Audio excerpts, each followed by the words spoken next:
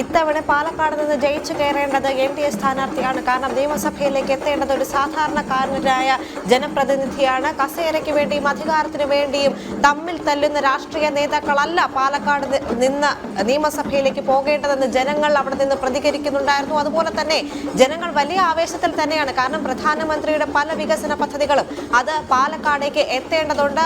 അത് NDA സ്ഥാനാർത്ഥിയായ C. Krishnakumar ജയിച്ചാൽ മാത്രമേ അത്തരമൊരു സൗഭാഗ്യം തങ്ങളിലേക്ക് എത്തുകയുള്ളൂ. അതുകൊണ്ട് തന്നെ ഇത്തവണ BJP തന്നെയാണ് അവിടെ ജയിച്ചു കയറേണ്ടത് എന്ന് പ്രവർത്തകർക്കൊപ്പം തന്നെ സാധാരണ ജനങ്ങളും പറഞ്ഞു വെക്കുന്ന ഒരു സാഹചര്യമാണ് പാലക്കാടുള്ളത്.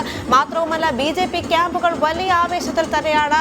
വലിയ ആഘോഷ പരിപാടികൾ അവിടെ അരങ്ങേറുന്നു. ഇനി അല്പസമയം കൂടി ബാക്കി നിൽക്കുന്നു.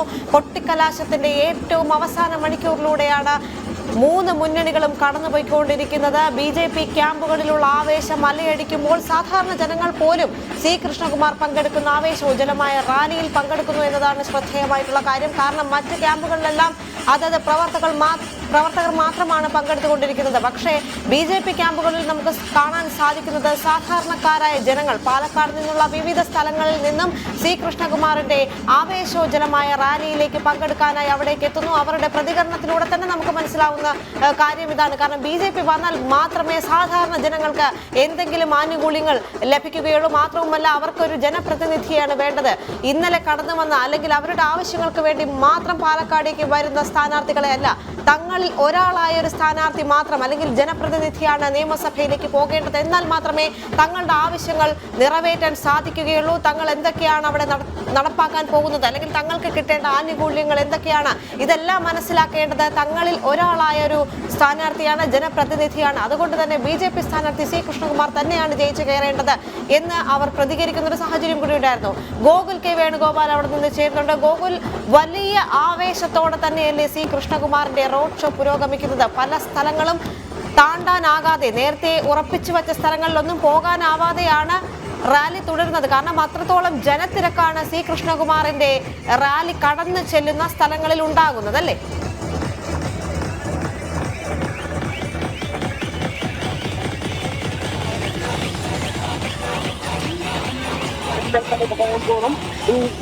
കൊട്ടിക്കലാശത്തിന്റെ ഭാഗമായിട്ടുള്ള റാലി വലുതായിക്കൊണ്ടിരിക്കുന്ന ഒരു കാഴ്ചയായി കാണാൻ സാധിക്കുന്നത്. അത്രത്തോളം സ്വീകാര്യത ഈ BJPയുടെ റാലിക്ക് ലഭിക്കുന്നു. വലിയ സ്വീകാര്യത നേടിക്കൊണ്ടാണ് ഇരുപക്ഷത്തിലേക്ക് അഭിവാദ്യം ചെയ്തുകൊണ്ടാണ് BJPയുടെ നേതൃത്വത്തിലുള്ള ഈ റാലി മുന്നോട്ടേക്ക് പോയിക്കൊണ്ടിരിക്കുന്നത്. BJP ഘടകത്തിൽ NDAയുടെ ഘടകത്തിലായിട്ടുള്ള ആളുകളൊക്കെ സ്ഥാനാർത്ഥിക്കൊപ്പം LJPയുടെ ജില്ലാ പ്രസിഡന്റ് ജനാർദ്ദൻ നമ്മൾ ചെയ്യുന്നു. എങ്ങനെയുണ്ട് ഈ തെരഞ്ഞെടുപ്പ്?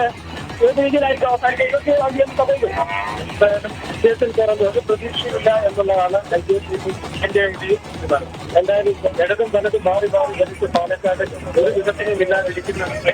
എന്തായാലും കൃഷ്ണകുമാർജിയുടെ വിജയത്തോട് ഈ പാലക്കാടിന്റെ ടൂറിസ്റ്റാവുന്നത് കേരളത്തിന്റെ ഏറ്റവും കൂടുതൽ നെൽവേറ ഉള്ള സ്ഥലമാണ് പാലക്കാട്. ഏറ്റവും കർഷകർക്ക് ബുദ്ധിമുട്ടുണ്ടാക്കിക്കൊണ്ടിരിക്കുന്ന ഈ സ്ഥലത്ത് കേന്ദ്ര ഗവൺമെന്റ് കൊടുക്കുന്ന പൈസ പോലും സംസ്ഥാന ഗവൺമെന്റ് കൊടുക്കാതെ ജനങ്ങൾക്ക് ഒരവസ്ഥയിലാണ്. കൃത്യമായിട്ട് വരുന്നതോടുകൂടെ അതിലൊരു പരിഹാരം ഉണ്ടാവുന്ന കാര്യം തോന്നുന്നു. രാഹുൽ പറമ്പിലെ തെരഞ്ഞെടുപ്പ് വന്നത് 13 വർഷക്കാലം 3 തവണ MLA തെരഞ്ഞെടുക്കപ്പെട്ടു. എന്നിട്ട് ഒരു ഗുണം ഉണ്ടായിട്ടില്ല. ഗുണം ഉണ്ടായിട്ടില്ല എന്നുള്ള കാര്യത്തിൽ പ്രത്യേകിച്ച് പറയേണ്ട കാര്യമില്ല. അതുകൊണ്ടാണ് ഇവിടെ പാലക്കാട് വേണ്ടത് വിട്ട് പറയാനേക്ക് പോയത്. ഇവിടെ ഇത്രയും പ്രസക്തമായ സ്ഥലമാണെങ്കിൽ ഇവിടെ തന്നെ പിടിച്ചു നിൽക്കുന്ന പ്രാധികരണം ഉണ്ടായിരുന്നു. അപ്പൊ ഇതിലും നല്ല സ്ഥലം എന്ന് പ്രതീക്ഷിച്ച് പോയതാണ് എന്നാണ് നമ്മൾ പിടിച്ചത്. പാലക്കാട് വ്യക്തമായിട്ട് ഘടകത്തിൽ പോയത്. അതാണ് കഴിഞ്ഞ പ്രാവശ്യം 53,000 വോട്ടുകൾ പാർട്ടി കരസ്ഥമാക്കി. ഇത്തവണ രാഹുൽ ആ വോട്ട് കിട്ടുമോ? രാഹുലിന് ഒരു കാരണവശാലും ആ വോട്ട് കിട്ടില്ല. രാഹുലിന്റെ വോട്ടിംഗ് ശതമാനം കുറയും. NDA 100% വിജയത്തിൽ കുറഞ്ഞ ഒരു പ്രതീക്ഷയുമില്ല.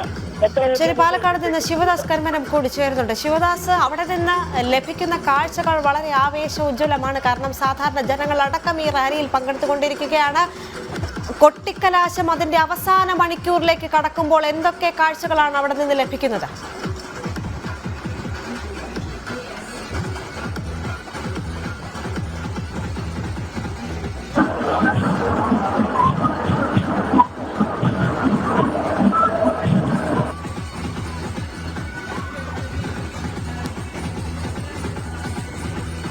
വലിയ ആവേശം തന്നെയാണ് പാലക്കാട് നിന്ന് പങ്കുവെക്കാനുള്ളത്. കാരണം NDA സ്ഥാനാർത്ഥി C. കൃഷ്ണകുമാറിന്റെ ആവേശോജ്വലമായ റാലി വലിയ തരംഗം തന്നെയാണ് പാലക്കാട് സൃഷ്ടിച്ചുകൊണ്ടിരിക്കുന്നത്. അരുൺ ആലത്തൂർ അവിടെ നിന്ന് ചേരുന്നുണ്ട്. അരുൺ, ഇനി കുറച്ച് സമയം കൂടിയേ ബാക്കിയുള്ളൂ. കൊട്ടിക്കലാശം അതിന്റെ ഏറ്റവും മൂർധന്യാവസ്ഥയിൽ എത്തി നിൽക്കുകയാണ്. എല്ലാ ജനങ്ങളും അവിടേക്ക് ഒഴുകിയെത്തുന്നു. പാലക്കാട് ജനത സി കൃഷ്ണകുമാർ എന്ന അവരിൽ ഒരാളായ സ്ഥാനാർത്ഥിയെ സ്വീകരിക്കാനായി അവിടെ എത്തിച്ചേർന്നുകൊണ്ടിരിക്കുകയാണ്. വലിയ ആഘോഷ പരിപാടികൾ തന്നെയല്ലേ അവിടെ നടക്കുന്നത്?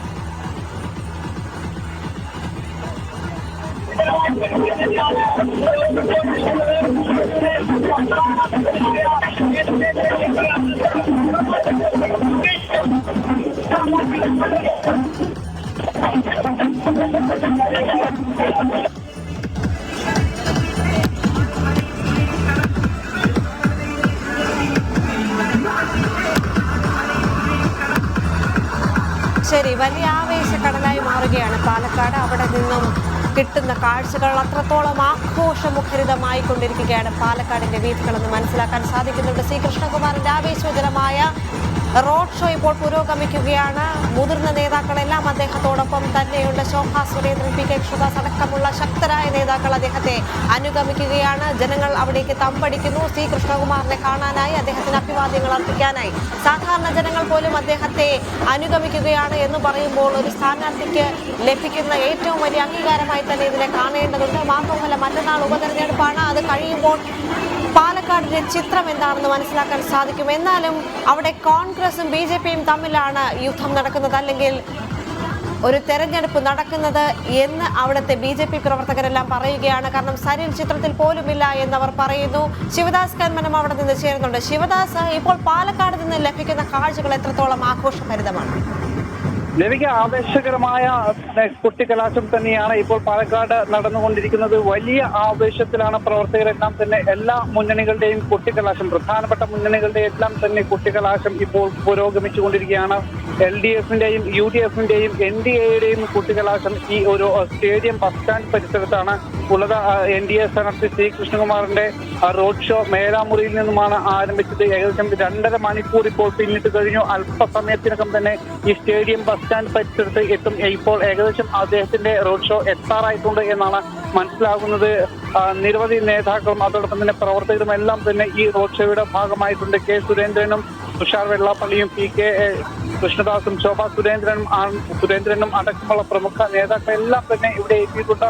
3 മുന്നണികളുടെയും ഈ റോഡ് ഷോയും അതോടൊപ്പം തന്നെ പരസ്യ പ്രചാരണവും എല്ലാം തന്നെ ഈ സ്റ്റേഡിയത്തിന് തൊട്ടടുത്ത ഇടങ്ങളിൽ തന്നെയാണ് നടക്കുന്നത്. എന്തായാലും വലിയ ആവേശമാണ് ഇപ്പോൾ ഈ പാലക്കാട് നിയമസഭാ മണ്ഡലത്തിൽ. ഈ പരസ്യ പ്രചാരണം അവസാന ഘട്ടത്തിലേക്ക് കടക്കുമ്പോൾ നമുക്ക് കാണാൻ കഴിയുന്നത് വാദ്യമേള ഘോഷത്തോടെ വിവിധ കലാരൂപങ്ങളുമായി ഒരു ആഘോഷം ആക്കി തന്നെയാണ് ഈ ഒരു പരസ്യ പ്രചാരണം ഇപ്പോൾ പുരോഗമിച്ചുകൊണ്ടിരിക്കുന്നത്. നമുക്കറിയാം, പാലക്കാടിനെ സംബന്ധിച്ച് വളരെ നിർണായകമായ ഒരു തെരഞ്ഞെടുപ്പ് കൂടിയാണ് ഇത്. കാരണം കഴിഞ്ഞ തവണ ഒരു വികസനം തന്നെ പ്രധാന അജണ്ടയാക്കിക്കൊണ്ടായിരുന്നു NDA സ്ഥാനാർത്ഥി കഴിഞ്ഞ ദിവസങ്ങളിലെല്ലാം തന്നെ പൂർണ്ണമായും പാലക്കാട് നിയമസഭാ മണ്ഡലത്തിൽ പ്രചാരണം നടത്തിയത്. ആ ഒരു വികസന പ്രചാരണം അല്ലെങ്കിൽ വികസനം ലക്ഷ്യമിട്ടുകൊണ്ടുള്ള അദ്ദേഹത്തിന്റെ പ്രചാരണം ഇത്തവണ വോട്ടായി മാറും എന്ന പ്രതീക്ഷയിലാണ് NDA ക്യാമ്പ് ഉള്ളത്. അതേസമയം ഷാഫി പറമ്പിലിന്റെ സീറ്റ് നിലനിർത്താൻ കഴിയും എന്നൊരു ആത്മവിശ്വാസമാണ് നമ്മൾ UDF സ്ഥാനാർത്ഥിയോട് സംസാരിച്ചപ്പോൾ അവർ പങ്കുവച്ചത്. പക്ഷേ നിരവധി പ്രശ്നങ്ങൾ UDF ക്യാമ്പിൽ ഉണ്ടായിരുന്നു എന്നത് യാഥാർത്ഥ്യമാണ്. കാരണം നമുക്കറിയാം, ഷാഫി പറമ്പിലിനും ഉണ്ടായിരുന്ന അത്രത്തോളം വ്യക്തിബന്ധങ്ങളൊന്നും തന്നെ ഇപ്പോൾ UDF സ്ഥാനാർത്ഥി കൂടിയായ രാഹുൽ മാങ്കൂട്ടത്തിന് ഇല്ല. അദ്ദേഹം പത്തനംതിട്ട സ്വദേശിയാണ്. ഈ പാലക്കാട് പ്രവർത്തിച്ചുള്ള പരിചയം ഒന്നും തന്നെയുള്ള വ്യക്തിബന്ധങ്ങൾ ഒന്നും തന്നെ ഇല്ല. അങ്ങനെ നിരവധി പ്രശ്നങ്ങൾ ഉണ്ട്. അതോടൊപ്പം തന്നെ UDFനുള്ളിലെ ആഭ്യന്തര കലഹം വലിയ തരത്തിൽ തന്നെ പുറത്തു വന്നിരുന്നു. പരസ്യമായി തന്നെ